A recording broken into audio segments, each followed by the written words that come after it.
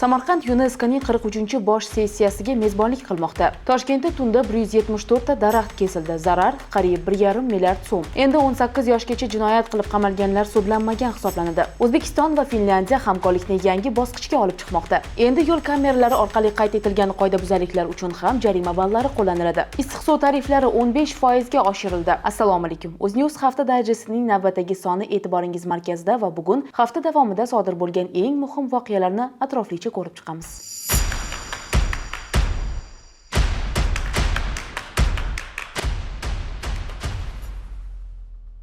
Samarqand YuNESKOning 43-bosh sessiyasiga mezbonlik qilmoqda. 30-oktyabr kuni Samarqand shahrida YuNESKOning 43-bosh sessiyasi boshlandi. Bu oxirgi 40 yilda Parijdan tashqarida o'tayotgan ilk global anjuman hisoblanadi. Prezident Shavkat Mirziyoyev, Serbiya va Slovakiya prezidentlari hamda YuNESKO bosh direktori Odri Azule tadbirni ochib berishdi. Konferensiya 13-noyabrgacha davom etadi. Unda 190 dan ortiq davlatdan 2800 nafar delegat, shu jumladan 70 ga yaqin yuqori martabali mehmonlar qatnashadi. Mirziyoyev o'z dunyodagi geosiyosiy keskinliklar, madaniy merosning yo'qolishi va imkoniyatlar tengsizligi haqida gapirib, YuNESKOning asosiy maqsadlarini amalga oshirishda hamkorlikni kuchaytirish zarurligini ta'kidladi. Prezident Shavkat Mirziyoyev o'z nutqida dunyodagi geosiyosiy keskinliklar, madaniy merosning yo'qolishi va imkoniyatlar tengsizligi haqida gapirib, YuNESKOning asosiy maqsadlarini amalga oshirishda hamkorlikni kuchaytirish zarurligini ta'kidladi. YuNESKO bosh direktori Odri Azule esa Samarqandni yerning quyoshga yuzlangan eng go'zal siymosi deb atab, dunyo xalqlari o'rtasida muloqot va hamkorlikning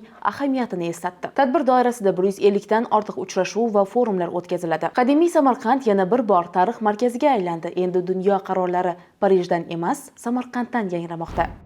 O'zbekiston va Finlyandiya hamkorlikni yangi bosqichga olib chiqmoqda. Samarqandda sammit bo'layotgan bir paytda 31-oktyabr kuni Ko'ksaroyda Finlyandiya prezidenti Aleksandr Stubbning rasmiy tashrifi doirasida tantanali qabul marosimi bo'lib o'tdi. Finlyandiya rahbari Toshkentga UzAirways aviakompaniyasining odatiy reysida uchib keldi. Uchrashuv yakunida ikki davlat rahbarlari qo'shma bayonot va bir qator hamkorlik hujjatlarini imzolashdi. Kelishuvlar savdo, geologiya, raqamli texnologiyalar, ta'lim, ijtimoiy himoya, suv resurslari va ekologiya sohalarida hamkorlikni o'z ichiga oladi. Ma'lumot uchun, bu Finlyandiya prezidentining O'zbekistonga 33 yil ichidagi ilk tashrifi. Ilgari faqat bir marta 1992-yilda Finlarning sobiq prezidenti Mauno Koivisto rasmiy tashrif bilan mamlakatimizga kelgan edi.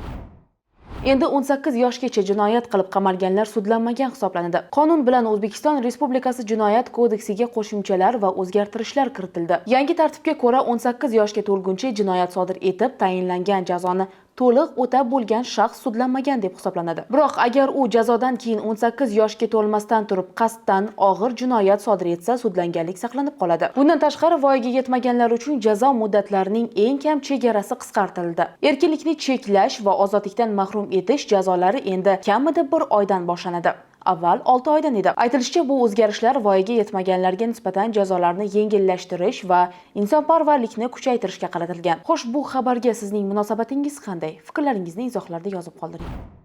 Toshkentda tunda 174 ta daraxt kesildi. Zarar qariyb 1,5 milliard so'm. Yakkasaroy tumanidagi Nukus va Bobur ko'chalari kesishmasida bir kechada 174 ta tub, archa va buta kesib tashlangan. Bu holat prezident farmoni bilan joriy etilgan daraxtlarni kesishga oid moratoriy talablarini buzish hisoblanadi. Ekologiya vazirligi xodimlari holatni o'rganib, tabiatga yetkazilgan zararni 1 milliard 460 million so'm deb baholadi. Guvohlar Toshkent shahar hokimi o'rinbosari topshirig'i asosida daraxtlarni yangisiga almashtirish bilan tunda kesilgan deb aytishgan. Ammo bu harakat qonunga zid bo'lgan. Hokimlik esa vaziyatni e'tiborsizlik sababli yo'l qo'yilgan xatolik deb izohladi. Shahar hokimligi bu holat uchun mas'uliyatni, javobgarlikni to'liq zimmasiga olgan holda shahrimiz aholidan yetkazilgan zarar uchun uzr so'raydi.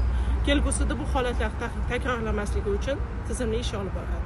Ularga ko'ra kesilgan daraxtlar o'rniga 62 mingdan ortiq manzarali ko'chatlar ekiladi. Shu bilan birga kesilgan archalarning ko'pchiligi kasal bo'lgan deb yozib qoldirgan. Hozirda hodisa bo'yicha barcha materiallar prokuraturaga yuborilgan. Xizmat tekshiruvi esa davom etmoqda. Ijtimoiy tarmoqlarda esa fuqarolarning savoli bitta: kechasi daraxt kesishni ham obodonlashtirish deyish mumkinmi?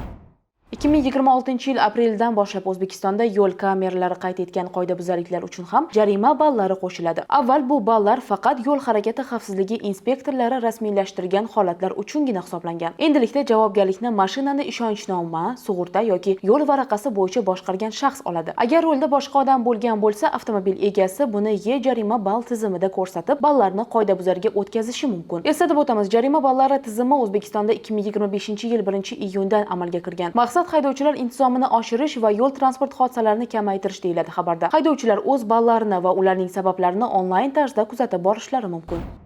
Shahar hokimining 2025-yil 27-oktyabrdagi qarori bilan issiqlik ta'minoti xizmatlari uchun yangi tariflar tasdiqlandi. Toshkentda issiq suv va isitish uchun yangi tariflar 12-noyabrdan joriy etiladi. Endilikda qo'shilgan qiymat solig'isiz bazaviy tarif 1 gigakaloriya narxi 711.641 so'm, aholi uchun 139.860 so'm, byudjet tashkilotlari uchun 952.797 so'mni tashkil etadi. Yuridik shaxslar uchun 342.296 so'mni tashkil etadi. Poytaxtliklarga issiq suv yetkazib beruvchi kompaniyaning ta'kidlashicha, poytaxt aholisi issiqlik energiyasining to'liq qiymatini to'lamaydi. Xarajatlarning taxminan 80% mahalliy byudjet hisobidan qoplanadi. Kompaniya mablag'lar issiqlik tizimini yangilash va ta'mirlash ishlariga sarflanishini aytib o'tdi. Ularga ko'ra, oxirgi yillarda issiqlik yo'qotishlari 44% dan 33.4% gacha kamaygan va tizim samaradorligi oshgan. Prava olish uchun endi avtomaktablarda o'qish shart emas. Vazirlar Mahkamasining yangi qaroriga ko'ra 2026-yil 1-yanvardan moped va skuterlar uchun A1 toifa joriy etiladi. Eng muhimi, bu toifani olish uchun avtomaktabda o'qish shart emas. Fuqarolar mustaqil tayyorlanib, to'g'ridan-to'g'ri imtihon topshirishlari mumkin. A1 toifasida 20 ta test bo'ladi. Ularning 16 tasiga to'g'ri javob berganlar imtihonni topshirgan hisoblanadi. 2026-yil 1-fevraldan A va B toifasi uchun nazariy qismni o'zingiz mustaqil o'rganishingiz mumkin. Amaliy mashg'ulotlar esa majburiy bo'lib qoladi. 3 oy ichida barcha uchun ochiq bo'lgan elektron o'quv materiallari yaratiladi. Ular orqali nomzodlar yo'l harakati qoidalari va xavfsizlik bo'yicha bilim oladi. Kelasi haftada yaxshi yangiliklar ko'payishiga umid qilamiz. Sizlar bilan Mokinur Umurzoqova bo'ldi. Keyingi haftada ko'rishguncha